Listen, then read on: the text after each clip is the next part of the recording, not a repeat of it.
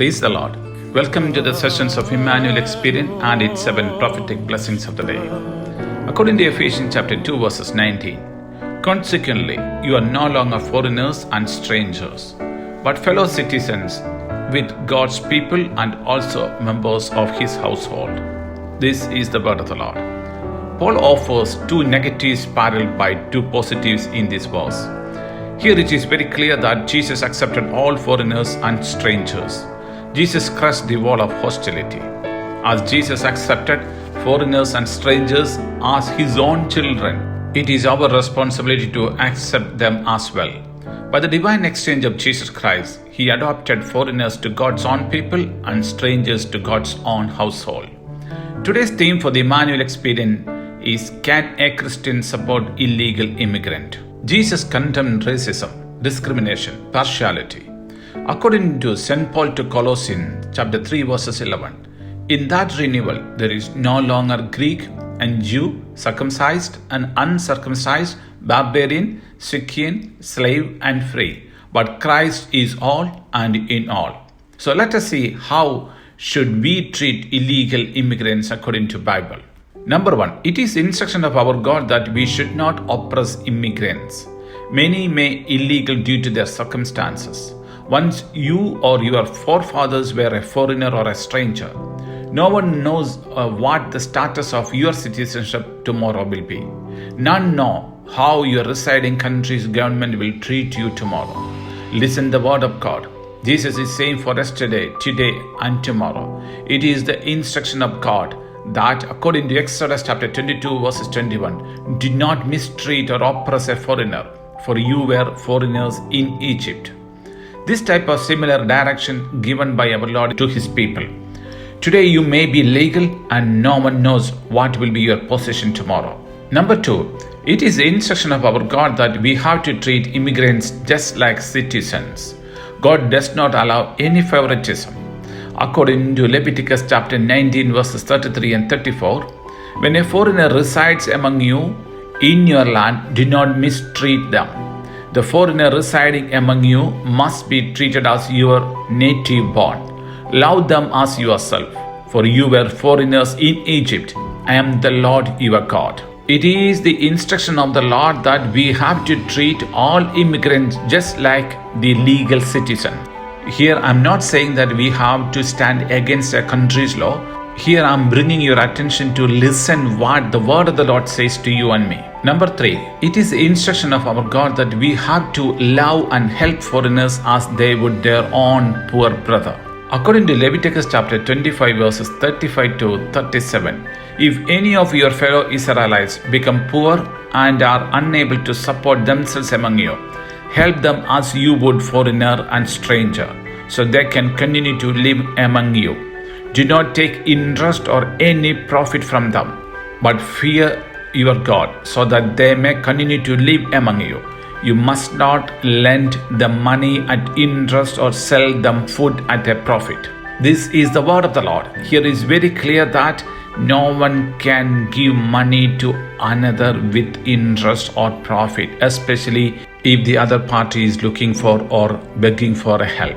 According to Deuteronomy chapter 10 verses 18 and 19, the word of the Lord is saying, He defends the cause of the fatherless and the widow and loves the foreigner residing among you, giving them food and clothing. It is the instruction of the Lord that not only we give food and clothes to others, but we have to love them. Number 4, God expects His people to show justice to foreigners. According to Deuteronomy chapter 24 verses 14, 15 and 17, do not take advantage of a hired worker who is poor and needy, whether that worker is a fellow Israelite or a foreigner residing in one of your towns. Pay them their wages each day before sunset, because they are poor and are counting on it. Otherwise, they may cry to the Lord against you, and you will be guilty of sin. Do not deprive the foreigner or the fatherless of justice, or take the cloak of the widow as a pledge. It is a clear instruction of the Lord that pay for each and every worker according to the agreed wages. No one has the right to hold the wages of others. If anyone does that, they may cry to the Lord and the Lord may send his wrath upon the people who are holding the wages of others. Number 5. Those who seek to withhold justice from foreigners are to be cursed. According to Deuteronomy chapter 27 verses 19, cursed is anyone who withholds justice from the foreigner. We believe that Jesus Christ cancelled all the legal indebtedness and curses. According to the New Testament, everyone is answerable for every careless words and careless actions. Number 6. God equates oppressing foreigners with mistreating orphans and widows. According to Ezekiel chapter 22 verses 7, in you they have treated father and mother with contempt. In you they have oppressed the foreigners and mistreated the fatherless and widow. Again, the same content we can find in Psalms 146 verses 9.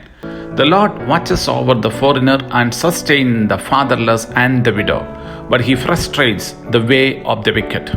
Here we can see that God equates oppressing foreigners with mistreating orphans and widows. And the Lord is always watches over the foreigners. Be careful if you are mistreating them. Number 7. God equates oppressing foreigners with the shedding of innocent blood and idolatry. According to Jeremiah chapter 7 verse 6, if we do not oppress the foreigner, the fatherless or the widow, and do not shed innocent blood in this place, and if you do not follow other gods to your own harm. Again, Jeremiah 22 verses 3 says, this is what the Lord says, do what is just and right. Rescue from the hand of oppressor the one who has been robbed. Do no wrong or violence to the foreigner, the fatherless, or the widow, and do not shed innocent blood in this place. In both these verses, we can see that God equates oppressing foreigner with the shedding of innocent blood and idolatry. According to Matthew chapter 5 verses 41, Jesus says, if anyone forces you to go 1 mile, go with them 2 miles. Let us treat refugees the way we want others to treat us. Provide food for the needy and the foreigner. Let us open our door to a traveler. Once Job has said that no stranger had to spend the night in the street, for my doors was always open to the traveler. As it is the will of the Lord, I am sure that you will support all legal or illegal immigrants. Then the Lord will reply to you according to Matthew chapter 25 verses 35 that I was hungry and you gave me something to eat. I was thirsty, you gave me something to drink. I was a stranger and you invited me in. I needed clothes and you clothed me. I was sick and you looked after me. I was in prison and you came to visit me. My dear brothers and sisters, remember, whatever we have done for the least, we are doing it for Lord Jesus. It is our responsibility to treat all people favorably, honor them wisely, care them sensibly, feed them practically, share shelter pragmatically, and receive promised blessings luxuriously. As our Lord wanted to bless you, we are blessing you from the house of God. May God favorably answer all your prayers. May God feed you and your descendants daily. May God reside in your shelter and make their home as a peace center. May God open your heart to support others. May God help you to care others sensibly. May your door opens to receive the guest pleasantly. May God find reasons to bless you. We seal all these blessings in the name of the Father, and of the Son, and of the Holy Spirit.